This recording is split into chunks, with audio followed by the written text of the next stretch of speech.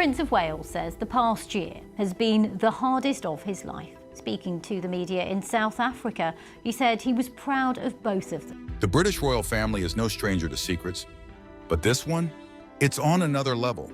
For years, the world watched Prince Harry and Prince William grow up in the spotlight. But what if we told you they had a secret sibling, one deliberately hidden from the public eye? Yeah, Laura Hopes was erased from the royal narrative. Let's reveal the truth in Prince William Explains Why His Sister Was Always a Secret. Let's talk about the royal family, a symbol of power, tradition, and, let's be honest, endless drama. They're admired, criticized, and watched like hawks by the media. A secret that's been buried for decades? That's exactly what went down when the world learned that Prince Harry has a sister, a fact that was hidden from the public for years. Now, we all know the royal family isn't exactly a stranger to scandals and controversy. From Diana's tell-all interviews to Harry and Meghan breaking free from the royal mold, the Windsors have been a permanent fixture in the headlines. But this secret, it's on a whole different level. Now rewind a bit. Harry and Meghan famously stepped back from their royal duties, citing relentless media harassment and a lack of support from the palace. They wanted to carve out a life on their terms, free from the rigid structure of the firm. Yet despite their frustrations, they didn't sever ties completely. They held on to Windsor Castle, a symbol of their connection to the monarchy. And in the midst of all this, a bombshell dropped that no one saw coming. Harry has a sister. Yeah, you heard that right, a sister, Laura Hopes, and somehow she was kept entirely out of the spotlight. But why? Turns out Laura's existence is tangled up in a messy, controversial love triangle within the royal family. The kind of scandal tabloids would kill for if they ever got wind of it. This wasn't just about protecting Laura's privacy. It was about avoiding a PR disaster that could shake the monarchy to its core. The royal family has always operated like a well-oiled machine, carefully curating its public image. Every smile, every wave, every appearance is planned down to the second. But Laura didn't fit into that image. Her story threatened to unravel the polished, controlled narrative. Imagine being born into one of the most famous families in the world, and then being hidden away like a state secret. Laura didn't grow up with the royal spotlight burning down on her. She wasn't at public events or family portraits. She was kept far from the media circus. It's hard not to wonder what her life was like all those years. The truth is, the royal family's power lies in its ability to control the narrative, and Laura's existence didn't fit the script. This story isn't just about a hidden sister. It's about how far the monarchy will go to preserve its image, even if it means hiding one of its own. So why did this secret come out now? One thing's for sure, this revelation reminds us that behind the palaces, the jewels, and the carefully crafted smiles, the royals are just as tangled in family drama as the rest of us, maybe even more. So stay tuned, because this story, it's only getting started. It all started back in 1917, during World War I, when the royal family faced a serious PR crisis. Their original name, Saxe-Coburg and Gotha, sounded far too German, a bad look while Britain was fighting Germany. To win back public support, King George V made a bold move. He rebranded the family as the House of Windsor, inspired by Windsor Castle, which sounded much more British. George V wasn't originally destined for the throne. He was Queen Victoria's 20th grandchild and third in line. His older brother, Prince Albert Victor, was meant to be king. But after Albert died unexpectedly in 1892, George was thrust into the spotlight and eventually crowned in 1910. As king and emperor of India, he navigated World War I, an Irish uprising, and political unrest, cementing the monarchy's survival during turbulent times. Beside him stood Queen Mary, his wife and the family's backbone. Originally engaged to his late brother Albert, she married George after his death, a common royal practice back then. Together they had 6 children, setting the stage for the next generation. The eldest son, Edward, became King Edward VIII in 1936. But his reign was short-lived. He fell in love with Wallis Simpson, an American divorcee, sparking a national scandal. As head of the Church of England, Edward couldn't marry Wallis without breaking religious and political norms. Faced with a heartbreaking choice, he chose love over the crown. In December 1936, Edward abdicated, the first British monarch to ever step down voluntarily, delivering a now famous speech explaining he couldn't rule without Wallace by his side. His brother, Prince Albert, another Albert, reluctantly took his place as King George VI. He wasn't prepared, but he rose to the occasion, becoming a symbol of resilience during World War II. He married Lady Elizabeth Bowes-Lyon, later known as the Queen Mother, and they had two daughters, Princess Margaret and the future Queen Elizabeth II. George VI's reign wasn't easy. The British Empire was shrinking as colonies pushed for independence. He became the first head of the newly formed British Commonwealth, marking the shift from empire to a voluntary group of nations. He was also the last emperor of India before its independence in 1947, symbolizing the end of an era. Sadly, his health deteriorated. A lifelong smoker, he died in 1952 from coronary thrombosis at just 56, leaving his eldest daughter, Elizabeth, to take the throne. Elizabeth was only 25 but had already embraced duty. In 1947, she married Prince Philip of Greece and Denmark, a love match that lasted over 70 years. Together, they had 4 children, Charles, Anne, Andrew, and Edward. Her reign wasn't just long, it was historic. Spanning 70 years, she became Britain's longest-serving monarch, guiding the nation through wars, scandals, and seismic social change. Whether admired or critiqued, Queen Elizabeth II's reign left an indelible mark on history, securing the House of Windsor's place in the modern world. After Queen Elizabeth II's passing, Charles finally stepped into the role he'd waited for his entire life, King Charles III.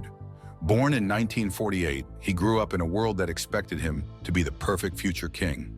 He became the first British heir to earn a university degree, graduating from Cambridge in 1970. He also served in both the Royal Air Force and the Navy, continuing the family's military tradition. But despite his achievements, Charles's complicated love life became his defining story.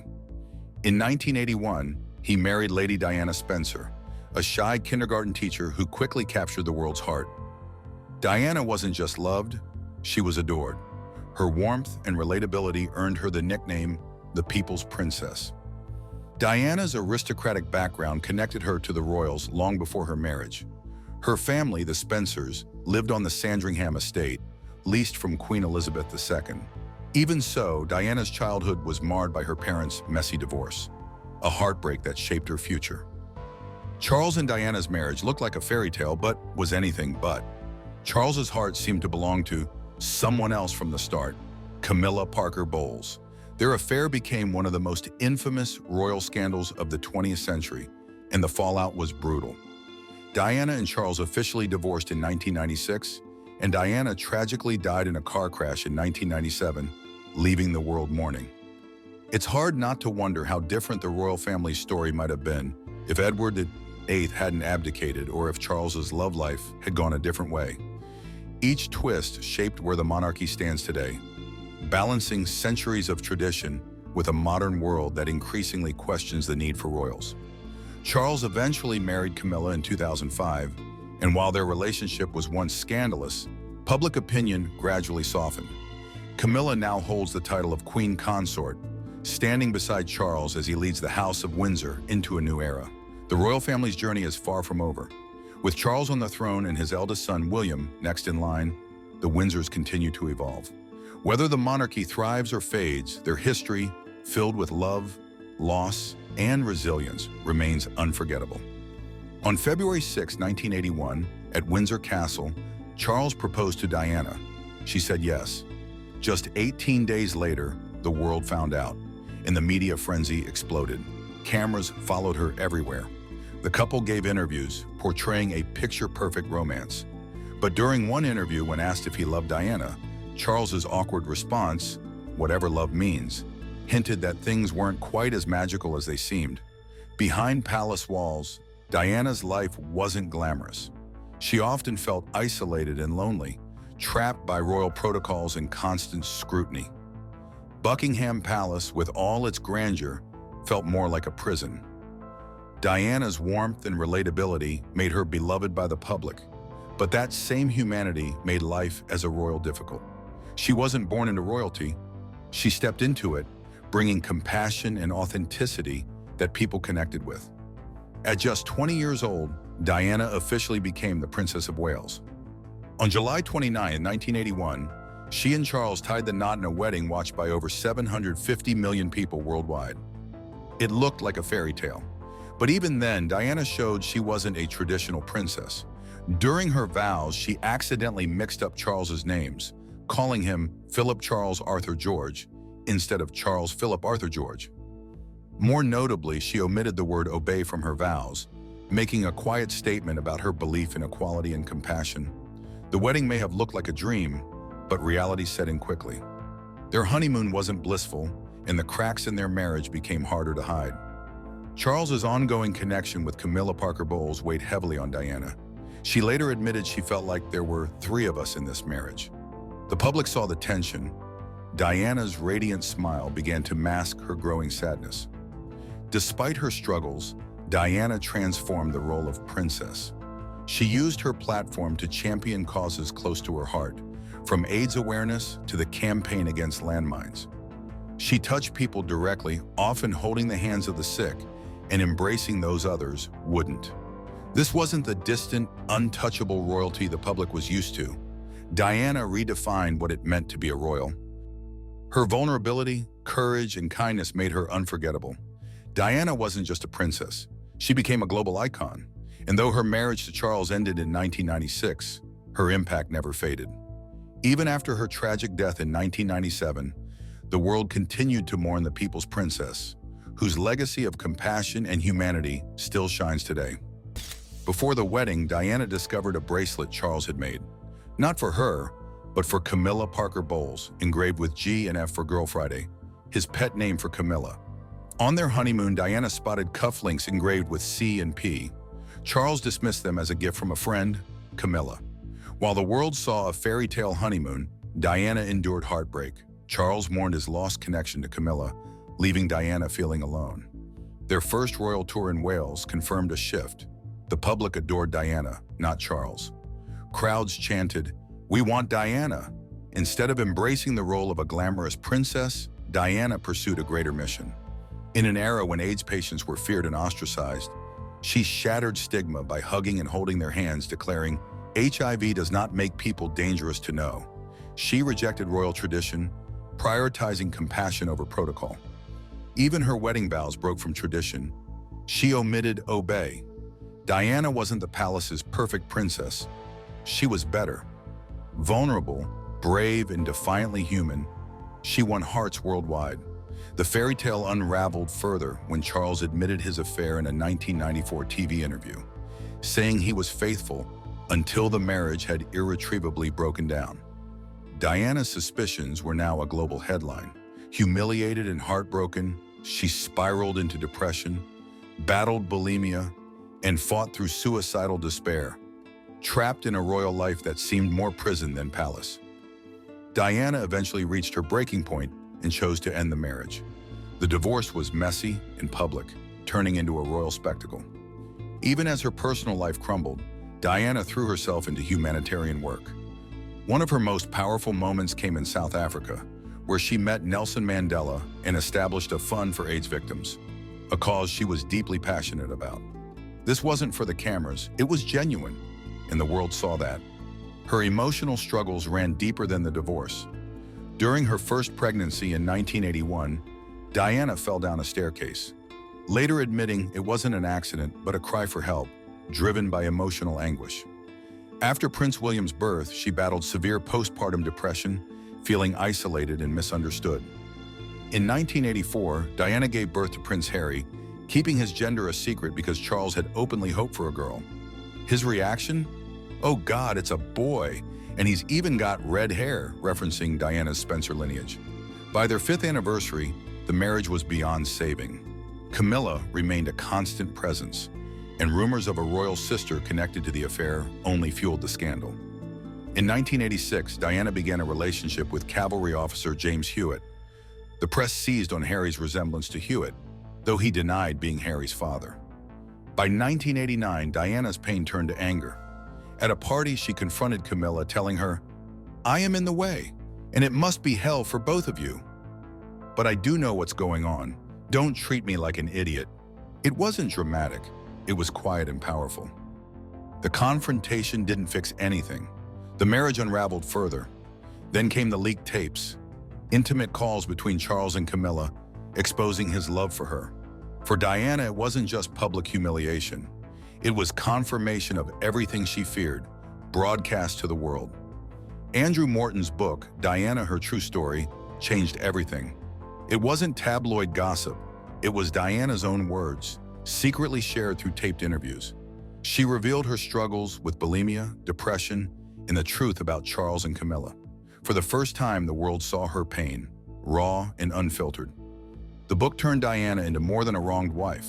She became an icon, a woman fighting for her happiness and voice. The royal family, known for silence, was blindsided. Charles faced a crisis. Divorce wasn't just personal, it was political and religious. As a future king and head of the Church of England, which opposed remarriage after divorce, he risked creating a constitutional nightmare if he married Camilla. In 1993, after months of tension, Prime Minister John Major announced Charles and Diana's official separation. Divorce wasn't immediate, but the end was inevitable. Then, intimate phone calls between Charles and Camilla leaked. The public was horrified. Charles wasn't just unfaithful, he was a punchline. Desperate to repair his image, he commissioned a documentary portraying Camilla as a supportive friend. But the standout moment was when Charles admitted he was faithful to Diana until it became irretrievably broken down. 2 years later, Camilla finalized her divorce, and Diana began reclaiming her life.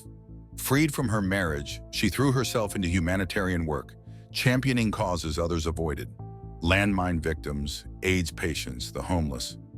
She wasn't just a princess anymore. She was a force for change. It felt like she was finally finding herself again. But then tragedy struck. In August 1997, the world woke up to the unthinkable. Diana was dead. She'd been in a car crash in Paris, chased by paparazzi. The news didn't just break, it shattered people. The grief was massive and global. People poured into the streets, covering Buckingham Palace and Kensington Palace with flowers, letters, and candles. For many, it felt like they'd lost a family member. Her death wasn't just tragic, it was controversial. To this day, those conspiracies haven't fully died down. In the aftermath, Charles faced a new challenge. He wasn't just a grieving ex-husband. He was a man in love with a woman the world blamed for Diana's heartbreak. Slowly but surely, Charles began working to legitimize his relationship with Camilla. He wasn't hiding anymore. It would take years and a lot of careful PR to soften the public's opinion of Camilla. But one thing was clear: Diana's legacy wasn't going anywhere. She wasn't just the people's princess. She became an icon, a symbol of resilience, compassion, and strength. The road to acceptance wasn't easy for Charles and Camilla. In fact, it was brutal. After Diana's death, the public wasn't exactly eager to forgive and forget. To many, Camilla wasn't just the other woman. She was the reason Diana's marriage fell apart. People saw her as the villain of the story, and no amount of royal PR could change that overnight. Even Queen Elizabeth wasn't on board in the beginning. She skipped Charles's 50th birthday party because Camilla was on the guest list. And when the Queen skips your birthday, you know things are bad. For a long time, it felt like Camilla would never be accepted. Not by the family and not by the public. But things started to shift, slowly. In 2000, Queen Elizabeth made a surprising move. She attended a public event with Camilla by her side. It wasn't exactly a warm, fuzzy moment, but it was a clear signal. Camilla wasn't going anywhere, and the Queen was ready to start showing support. Still, the public wasn't having it. People were still grieving Diana, and Camilla's presence felt like a slap in the face. The press wasn't kind either. She was once labeled the most hated woman in Britain. Tabloids couldn't get enough of the drama. Even the palace tried to do damage control by reassuring the public that no taxpayer money would go toward decorating Camilla's bedroom, as if that was the thing people were most upset about. Despite the backlash, Charles and Camilla pushed forward. In 2005, they made it official and got married in a small, low-key civil ceremony. Camilla became the Duchess of Cornwall, but notably not the Princess of Wales. That title remained connected to Diana in the public's eyes, and taking it would have been a PR disaster. The Queen didn't attend the wedding itself, which spoke volumes, but she did host a reception for the newlyweds at Windsor Castle afterward. a quiet, subtle way of saying she was finally giving her blessing. It wasn't a grand royal celebration, but it was enough to show the family was moving on, whether the public liked it or not. For years, Camilla stayed in the background, carefully avoiding the spotlight. Charles, too, seemed to understand that pushing her onto the public too soon would only cause more outrage. They played the long game, waiting for time, and maybe a little nostalgia, to soften the public's anger. Then came the moment that changed everything. In 2022, Queen Elizabeth made a rare, heartfelt statement to the nation. She acknowledged the controversy around Charles and Camilla, but made her wishes clear. She wanted Camilla to be accepted, not just as Charles's wife, but as his queen consort when the time came. "When, in the fullness of time, my son Charles becomes king, I know you will give him and his wife Camilla the same support that you have given me," she said. It was a powerful moment, almost like the Queen was personally asking the public to let go of the past. It wasn't long after this announcement that Queen Elizabeth passed away, and just like that, Charles became king, and Camilla, at the age of 51, officially became queen consort. It's wild to think about how much public opinion shifted over the years. The woman who was once branded a homewrecker now walks beside the King of England. Whether people loved her or hated her, Camilla's transformation from the most hated woman in Britain to queen consort is one of the most dramatic turnarounds in royal history. It makes you wonder, was it time, strategy, or simply the Queen's final word that made people finally accept Camilla? It's time to uncover a side of the royal story that's rarely talked about: Camilla's daughter, Laura Parker Bowles. While the world was busy focusing on Charles, Diana, and Camilla's messy love triangle, Laura grew up in the shadows of that chaos. Most people don't even realize she exists, but her life was shaped by the same scandal that rocked the royal family for decades. Laura is technically Prince William and Prince Harry's half-sister, though it's not exactly a hallmark family dynamic. With their parents' history so tangled up in betrayal and heartbreak, it's no surprise that Laura's relationship with William, in particular, wasn't smooth sailing. William, who adored his mother, understandably held a lot of resentment toward Camilla. To him, she wasn't just his dad's new partner. She was the woman who helped destroy his family. That tension didn't stay bottled up. Laura, fiercely protective of her mom, wasn't afraid to push back. It's been reported that during one of their heated arguments, Laura snapped, "Your father ruined my life." As Laura grew older, she made a choice. She wasn't going to live her life under the royal microscope. The press had torn her mom apart for years, branding Camilla as the villain who broke Diana's heart. The media painted her mother as the reason for Diana's suffering, and some even blamed her for Diana's tragic death. Laura saw all of that, and she wanted no part of it. Her brother, Tom Parker Bowles, took the opposite route. He leaned into the attention, becoming a food writer and TV personality. Laura, though, she went in the other direction. She found comfort in the art world, chasing a career in the arts and staying as far from the spotlight as possible. In 2006, she married Harry Lopez, a former model turned accountant, and built a quiet, private life. She only ever appeared at art events, carefully avoiding the media frenzy that seemed to follow her family everywhere they went. But staying out of the public eye isn't easy when your family is British royalty. William and Harry's lives continued to play out in front of the world, and with all the drama surrounding their marriages to Kate Middleton and Meghan Markle, the press was hungry for more royal dirt. And that meant Laura's name started creeping back into headlines. It's hard not to notice how history seems to be repeating itself with the younger generation. William's wife, Kate Middleton, found herself walking a very familiar path, one eerily similar to Diana's. Kate wasn't born into wealth or aristocracy. She was a normal girl from Bucklebury, a quiet village in the English countryside. She met William in college at the University of St. Andrews in 2001, and their love story captivated the public almost instantly. She wasn't a royal, she was a relatable, down-to-earth young woman. Sound familiar? By 2010, William proposed, giving Kate his mother's iconic sapphire engagement ring, a gesture loaded with meaning. It wasn't just about love, it was a way of keeping Diana's memory alive. When they got married on April 29, 2011, the world watched. Over 300 million people tuned in to see Kate walk down the aisle, and just like Diana, she became a global sensation overnight. The public adored her. Her style, her grace, her warmth. She quickly earned the nickname the People's Princess 2.0. But the media wasn't satisfied with a happy ending. They needed a new villain. And soon they found one in Meghan Markle, Harry's wife. Suddenly, Meghan was cast as the Camilla to Kate's Diana. The press couldn't resist drawing parallels between the old drama and the new generation. William and Harry were no longer just brothers. They were painted as rivals, with their wives caught in the middle. Meanwhile, Laura remained exactly where she wanted to be, out of sight. It's almost impressive how she managed to avoid becoming part of the royal soap opera, especially considering how tangled her family history is with the Windsors. In a family where nearly everyone's life is a headline, Laura Parker Bowles managed to do the impossible. She wrote her own story, away from the drama, and honestly, that might be the most impressive legacy of all. Kate Middleton didn't just marry into the royal family. She reshaped what it meant to be a modern princess. From the moment she stepped into the spotlight, her timeless, elegant fashion sense turned heads, setting trends across Britain and beyond. When she became the Duchess of Cambridge, she wasn't just a royal, she became a style icon. By 2022, she earned a new title, the Princess of Wales, stepping into the role once held by Diana. It felt symbolic, like a passing of the torch. But while Kate brought grace and stability to the monarchy, things were getting messier behind the scenes, especially when it came to Harry and Meghan.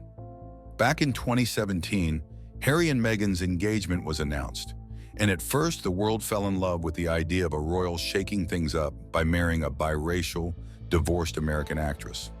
It was fresh, exciting, and felt like a step toward a more modern, inclusive monarchy. But that excitement didn't last long. The first blow came from Meghan's father, Thomas Markle. Instead of supporting his daughter, he sold staged photos to the paparazzi, a move that felt like betrayal. When the scandal broke, he didn't show up for the wedding. In a surprising turn, it was Prince Charles who walked Meghan down the aisle at Windsor Castle in May 2018. It should have been a touching moment, a sign that Meghan was being welcomed into the family, but it didn't stop the tension from growing. A reported argument between Meghan and Kate over Princess Charlotte's bridesmaid dress.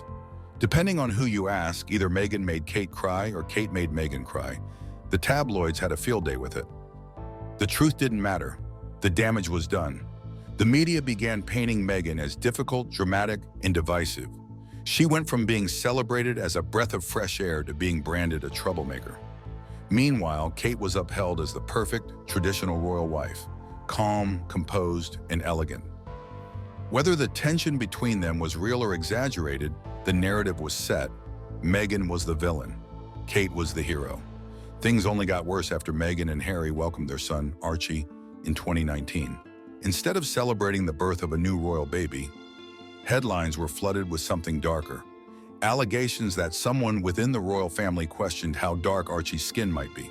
The revelation, later discussed by Meghan and Harry in their explosive Oprah interview, rocked the monarchy to its core. It wasn't just about Meghan anymore. It was about race, tradition, and the harsh reality of what it meant to be part of the royal institution. For Meghan, this was the final straw. The relentless media attacks, the racism, and the coldness she felt from the royal family led her to a painful realization. Staying meant sacrificing her mental health.